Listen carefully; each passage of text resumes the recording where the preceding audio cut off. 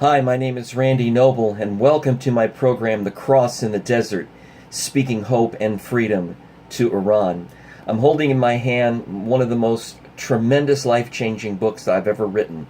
It's called Reyhaneh, A Beautiful Fragrance. It's the story of Reyhaneh Jabari, who was tragically executed by hanging in Tehran on October 25th, 2014, unjustly executed for defending herself against a government rapist.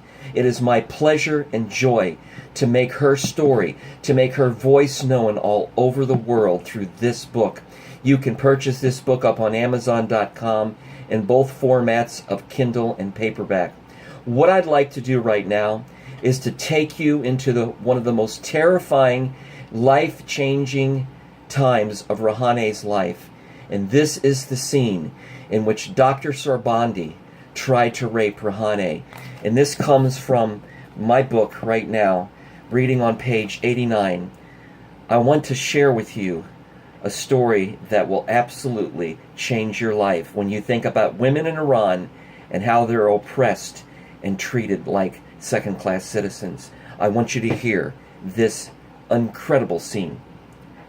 "Please make yourself comfortable," Dr. Sorbandi said. An eerie and unsettled feeling gripped Reyhaneh's heart. She couldn't relax. She looked carefully at the table in front of her. On the table were another set of keys, a knife stand, 2 small glasses, and a flower pot. "Please relax, Reyhaneh. You may take off your hijab," Dr. Sorbandi calmly suggested as he walked past the table and into the kitchen.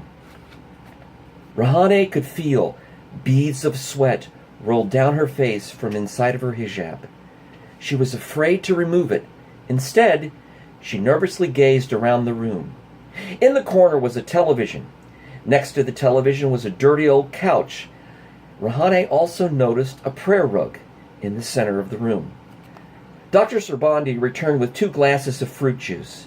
He quickly gulped down his juice and handed the other glass to Reyhaneh. He then unbuttoned the collar of his white shirt, complaining about the heat. "Go ahead and drink," Sorbandi urged her. Reyhaneh set the glass down on the table in front of her. Her hand began to tremble. Racing thoughts flashed through her mind. She could feel her heart begin to race again. Her mouth became dry from anxiety, but she was afraid to take a drink of the fruit juice. She looked toward the door. "Was it locked?" she muttered to herself. Reyhaneh inhaled and took a deep, nervous breath.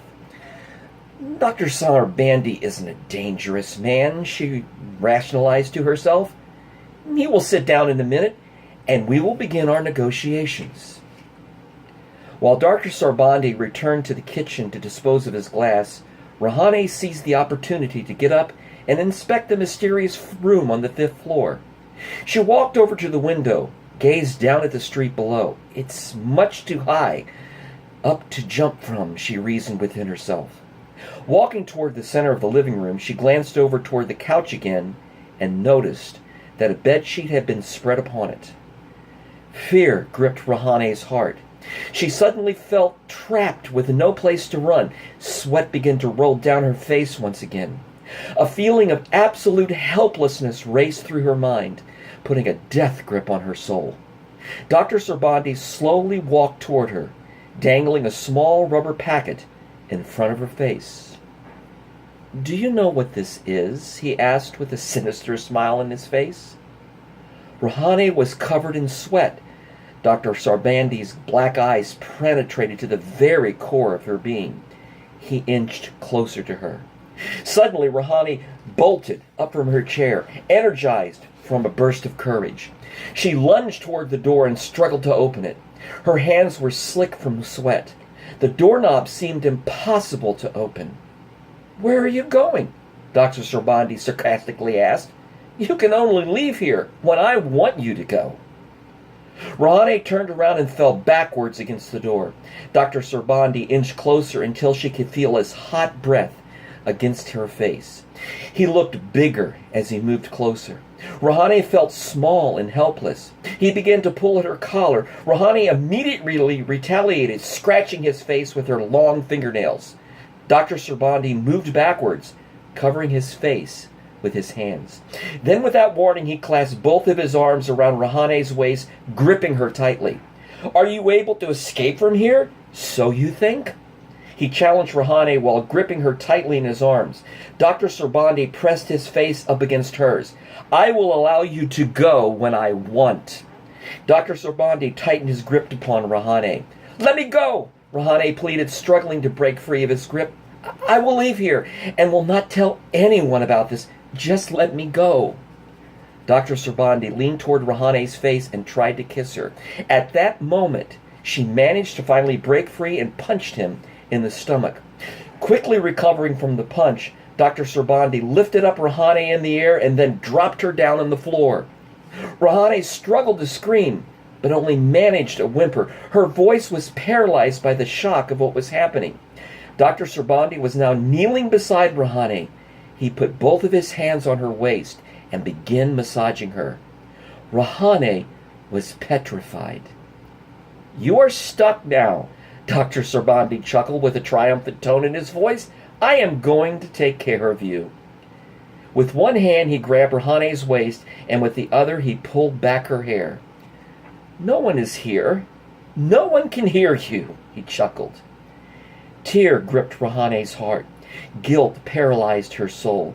Why had she been so naive in trusting a strange man? Why had she been so gullible? Sweat rolled down her cheeks. Her heart was pounding out of her chest. Then she saw the knife.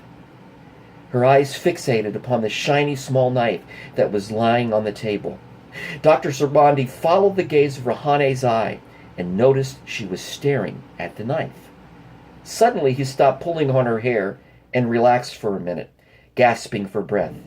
Then he broke into a sarcastic laugh. "What, are you going to stab me?" he laughed. Dr. Sorbandi sat back on his knees, removing his hands from Reyhaneh's body. "Go ahead, do it!" Dr. Sorbandi taunted Reyhaneh. Dr. Sorbandi started up and turned his back away from Reyhaneh. Reyhaneh's whole body was shaking from fear. "Go ahead, do it!" Dr. Sorbandi shouted once again as he continued to tempt and taunt her. He walked into the living room toward the prayer rug. Realizing this was her only chance to escape, Reyhaneh stood up from the floor and bolted toward the kitchen. She threw open the balcony door and looked down, tempted to jump. She looked back in fear. Then she gazed back at the kitchen table, fixing her eyes once again upon the knife. Reyhaneh reached down on the table and picked up the knife with her right hand. Her right hand was trembling as she clutched the tiny knife. Dr. Sorbandi began to move towards Reyhaneh once again. Then he abruptly turned his back and began taunting her again. "Come on, stab me." Reyhaneh held the knife in her trembling right hand. Tears filled her eyes.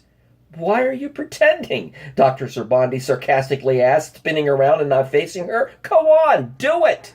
He screamed and then laughed as he began walking towards her. "You want to stab me with that?" Dr. Sorbandi chuckled, pointing at the tiny knife.